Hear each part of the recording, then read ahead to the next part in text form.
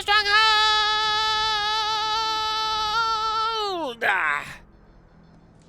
It is I, Unseen Strike.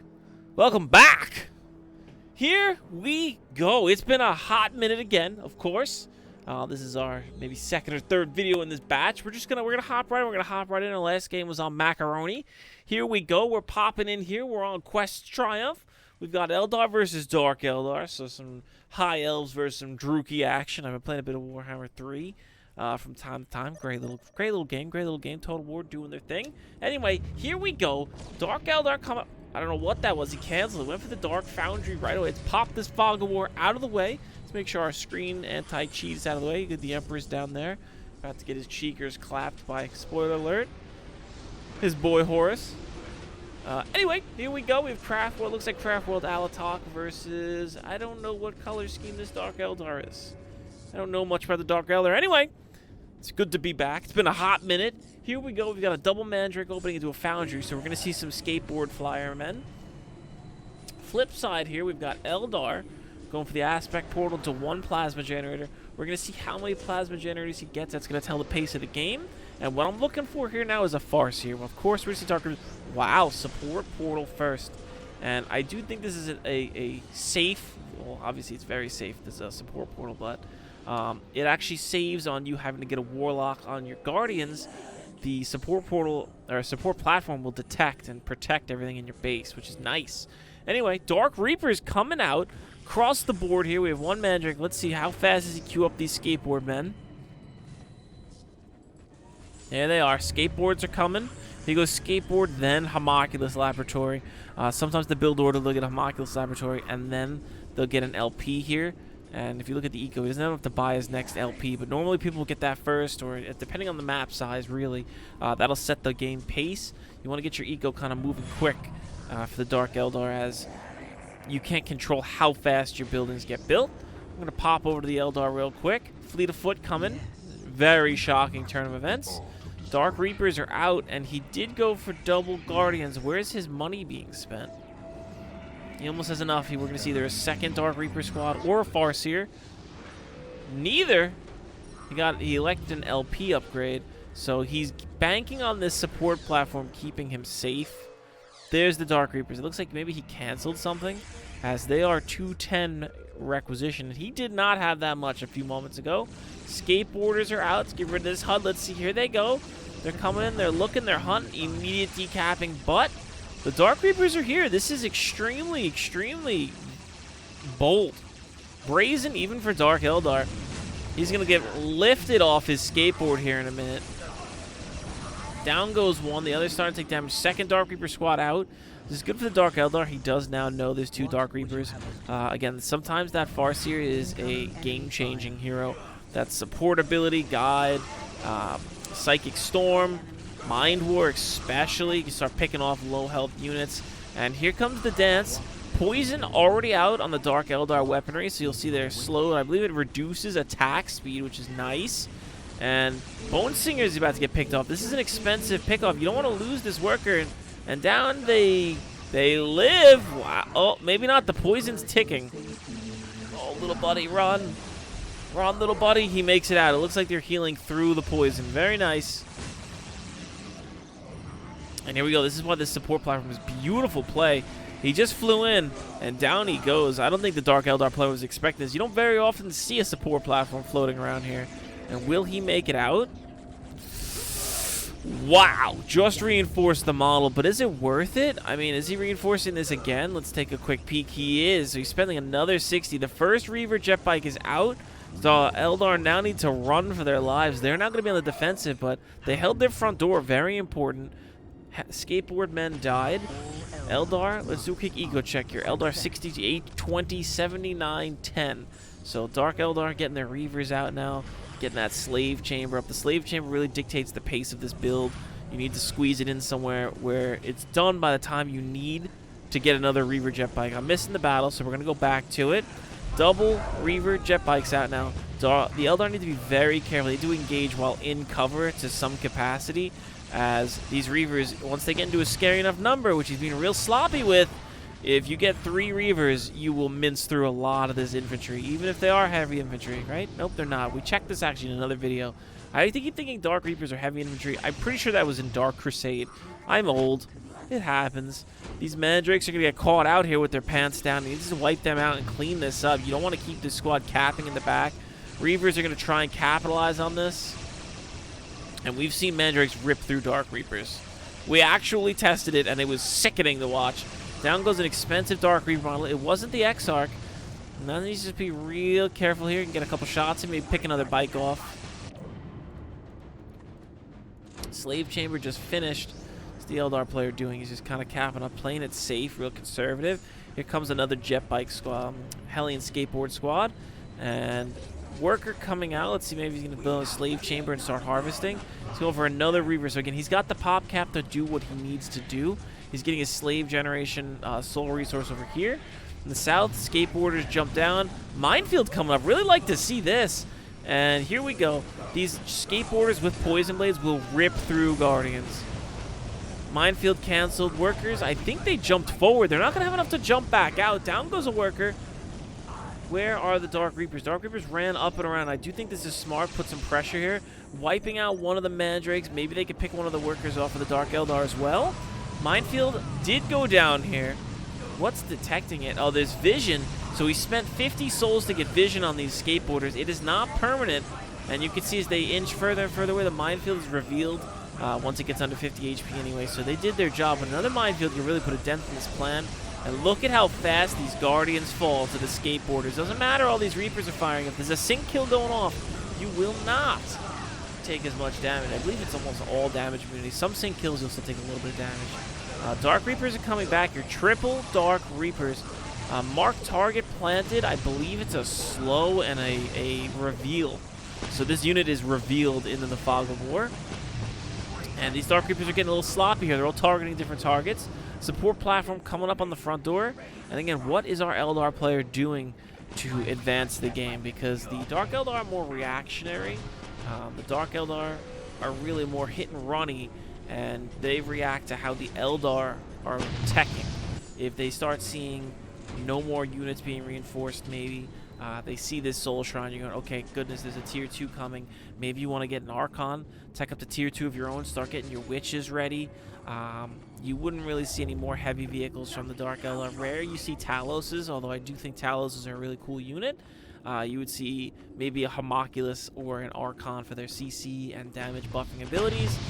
And you would see some witches into tier 2s. But that would be them reacting to the Eldar at that point again. And the Reaver squads are getting very large. He needs to be real careful where he positions infantry. He needs to survive into tier 2 as the Eldar player. He needs to really kind of plant his feet at his front door. He doesn't need to go anywhere. And he needs to get his Fire Dragons and maybe a Falcon. Falcon with a Bright Lance will rip through the support platform with a Starburst cannon. Will do quite well. But this front door will hold and slow down the Dark Eldar. I don't think these Guardians needed that much reinforcing, but more damage the better. All 3 Dark Reaper squads survive, and now they can start really firing down into this. The cannon did die. The support platform died real quick, and the Hellions are going to pay the price of their lives, and now we need to start picking a couple of these bikes off. Just a couple of them. Oh, man, look at this. Double skateboard squads. Very dangerous. Soul Shrine stopped, but I believe the workers pulled back. They warped out in time. He's getting another worker just in case. And here we go. Reavers in the light cover. That does make a big difference. He needs to focus his fire. He's kind of got all targets being shot at here. He needs to stand his ground and pick the right targets. I think the skateboarders are the right target, but man, these Reavers sitting in the back. If they had their damage upgrade, we're going to keep an eye out. Dark Eldar is going tier 2. I'm going to keep an eye on their tech here. I want to see when they get that damage upgrade.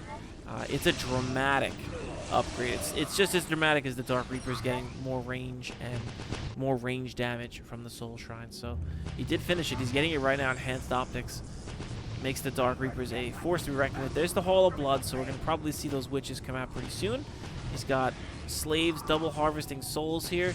He can put some acid armor on here to break the Dark Reaper armor. Dark Reapers are putting some fire down now. Don't see the upgrade yet. There it is for infantry. Increases accuracy of most Dark Eldar. I don't think that affects vehicles. This is the vehicle one. Improves the accuracy and damage of Reaver jet bikes.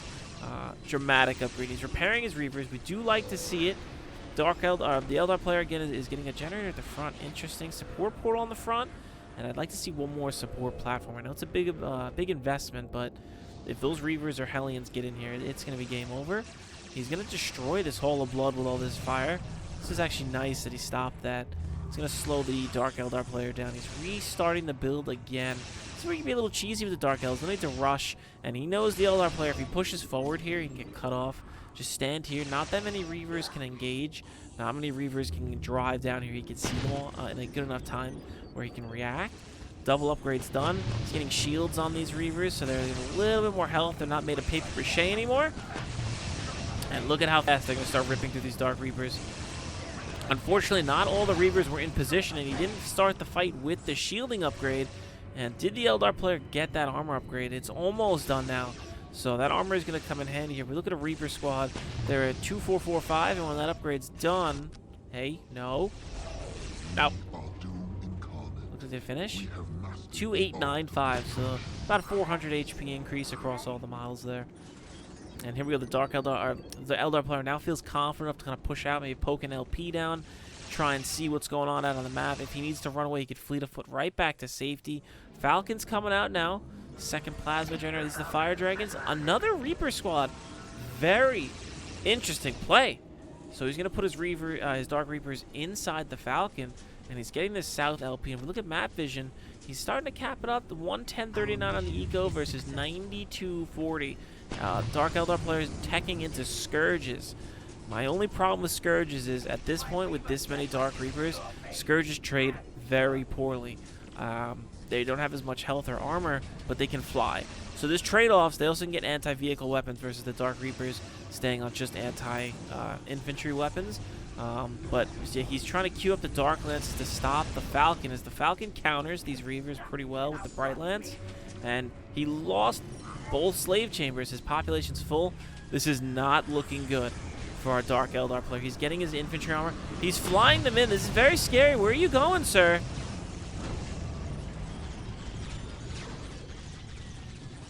And here we go. The Dark Lances are starting to open up here. Falcon flees, but the Reavers are not enough. He needed this Hole of Blood. This Hole of Blood being denied, I think, is the game-winning movement there, as it slowed down these Scourges. You want to have a high number of Scourges while fighting these Reavers. Jump your Scourges on the back line. Take the vehicle out. Get in here. You can put him in melee if you'd like. No Homunculus either. Very interesting choice. He's getting the Crucible,